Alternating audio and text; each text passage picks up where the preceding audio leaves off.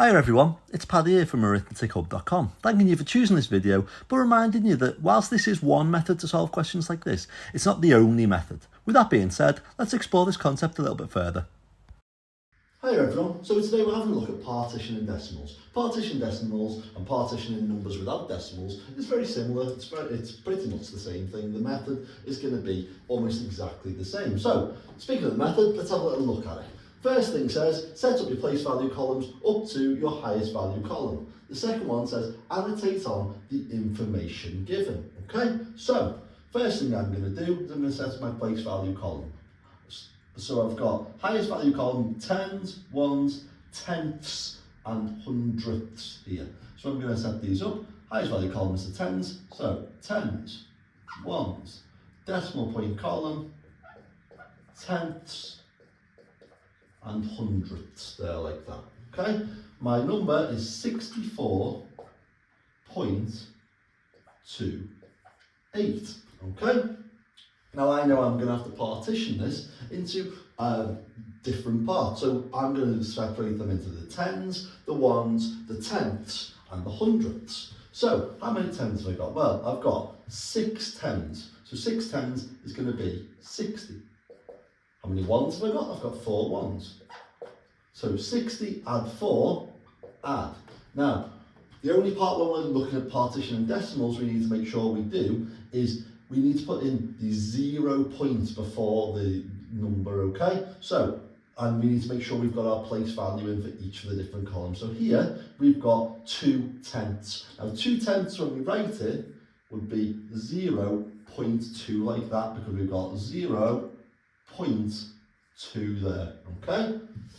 If we're looking at this 8 hundredths, what we would have is, again, 0 in our ones column, line the decimal point up, nothing in the tenths, but 8 in the hundredths there, like that. So we would have 8 hundredths. So when we're adding this, it would look like this, 0.08.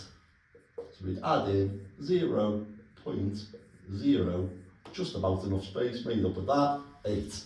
Okay, so when we partition 64.28, we've got 60 add 4, add 0.2, add 0.08. Okay, now let's have a look at this question here. Partition something is 2000 add 10, add 0.3, add 0.01. So again, set up your place value columns up to your highest value column. Now, the first thing I've noticed here is last time I didn't do the second part of the method, so let's go back and just check and make sure that I've annotated on the information given. Because on this question, it wasn't really that hard to do without it, but it's good practice to get into that, isn't it? Okay, so we've got our tens, our ones, our tenths, and our hundredths there. Annotated on just to help us out when we're doing our place value columns. Now, for a question like this would be much more useful to annotate them on because this is a lot more complicated working out where everything goes in our place value. So here our highest value column is our thousands. Here we've got tens. Now we've got nothing in here, so this 0.3 is our tenths, isn't it? And this is looking at our hundredths because we know when we're looking at place value we've got our ones, our decimal points, our tenths, then our hundredths. So 1 place after the decimal is the tenths, 2 places after the decimal is the hundredths. Okay, so now we've got our place value columns that we're going to need. We're going to need our thousands, our tens, our tenths, and our hundredths. So let's set it up. Thousands. Oh, tens, tenths, hundredths, like that. Doesn't make sense to set it up like that, does it? We need to make sure when we are setting up our place value columns that we are following the place value that we've always looked at, okay? So, start with our thousands. It might be easier to do it this way rather than going from our ones this time. Thousands, hundreds, tens, ones, decimal point gets its own box, tenths, and then hundredths. Now this is going to make it a lot easier to make sure we can set this number up correctly, okay? So in our thousands we had 2,000. Now the next digit that we're looking at here to fill in our place value is 10 is 1 in the tens, isn't it? We've got something in the tens. There's nothing in the hundreds. You can see here there's nothing where we've got 100 to add. That doesn't mean we just leave it blank or we just write 1 in here like that because it's the next number, 3 in here like that, and then 1 in there.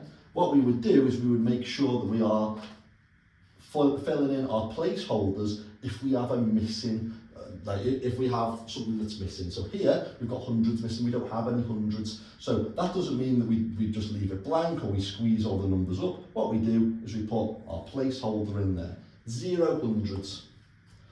But we've got 1 in the tens, haven't we? So I will put my 1 in the tens.